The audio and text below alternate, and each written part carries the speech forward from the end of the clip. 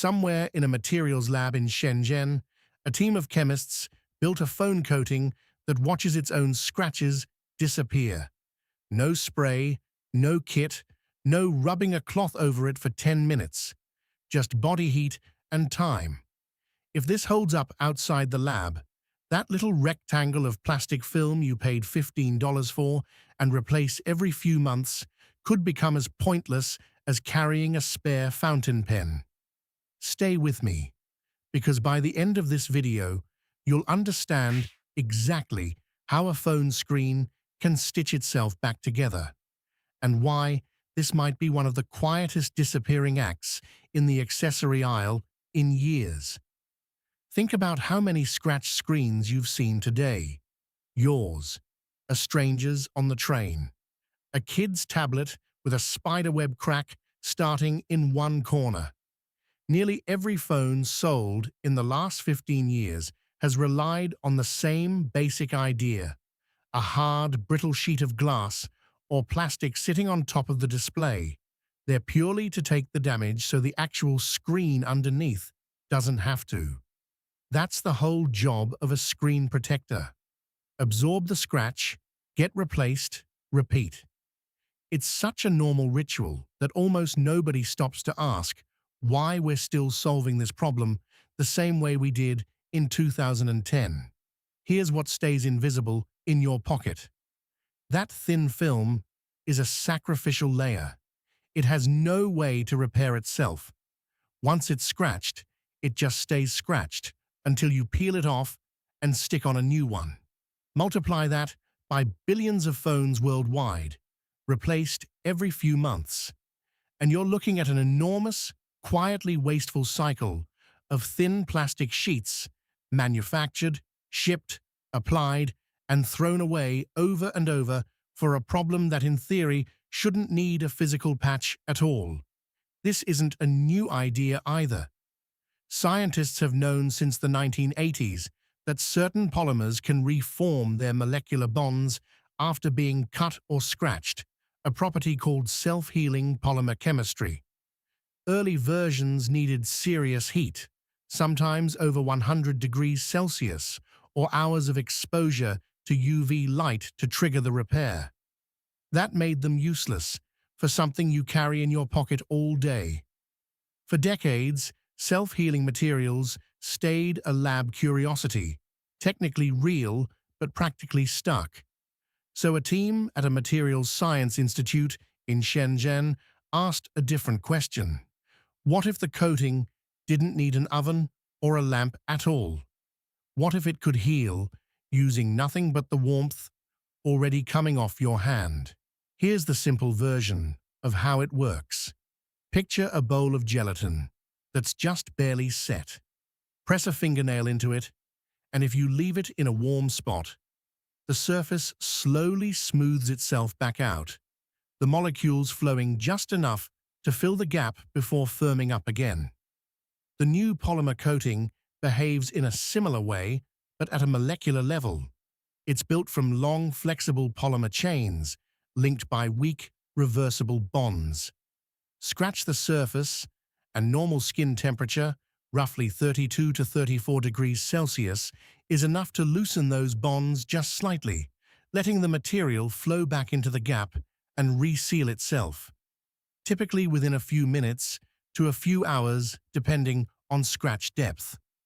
In earlier self-healing coatings, engineers needed external heat sources, hot air, heating elements, direct sunlight, to get that molecular flow started. But a phone in your pocket generates its own heat, and so does the hand holding it. According to researchers describing the coating, the breakthrough wasn't the self-healing chemistry itself. That part had existed for years. It was tuning the bond strength precisely enough that body heat alone, without any external trigger, was sufficient to activate the repair cycle. That single adjustment is what moved this from a lab demonstration to something that could sit on a real screen, in a real pocket, healing quietly while you're not even thinking about it. Here's where it gets more interesting. This wasn't only about scratch screens. Because the coating heals from ordinary skin contact, the same material could in theory be applied to phone cases, laptop trackpads, smartwatch faces, anywhere a surface takes constant small abrasions from daily handling. Researchers working in adjacent materials fields have pointed out that self-healing polymers tuned to low activation temperatures could extend to car interior trim, eyeglass lenses, even wearable medical sensors that need to stay optically clear over months of skin contact. What started as a fix for a quarter's worth of pocket lint scratches is turning into a general-purpose coating for anything that gets touched constantly and needs to look untouched. Quick question before we keep going. If your phone screen just quietly healed itself over a few hours, would you stop buying screen protectors entirely? Or is a physical layer of protection something you'd still want just for peace of mind? Drop your answer in the comments. And if you're enjoying learning how this stuff actually works, hit like and subscribe. It genuinely helps this channel keep making videos like this one. Now let's be honest about where this actually stands. The coatings described in current research are built to heal light surface scratches, hairline marks from keys, fingernails, sand. They are not designed to fix deep gouges or obviously a shattered, cracked screen. That's a structural fracture, not a surface scratch, and no polymer coating heals broken glass. There's also the open question of durability over years of real use. Temperature swings, sweat, sunscreen, and hand lotion all interacting with the coating in ways a lab test doesn't fully capture, and self-healing coatings historically have trade-offs in hardness. A material soft enough to flow and reseal at body temperature is, by definition, softer than the diamond-hard glass phone makers currently use, which raises real questions about how it performs against harder impacts, not just scuffs.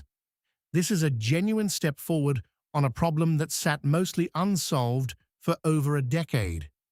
It is not yet sitting on shelves as a factory-applied coating on your next phone, and there's no confirmed timeline for when or if a major phone manufacturer adopts it directly rather than leaving it to third-party accessory makers. It's a strange thing to sit with. The screen protector in your pocket right now works on essentially the same sacrificial logic as tape over a wound, and yet a handful of chemists quietly playing with polymer bonds might be building the thing that makes that sacrifice unnecessary. Not with something flashy, but with something that works so quietly you might not notice it's working at all. Technology like this rarely arrives all at once. It arrives in small, unglamorous steps, in materials, science papers most of us never read. Years before, it shows up wrapped around a screen. So here's the question I'll leave you with.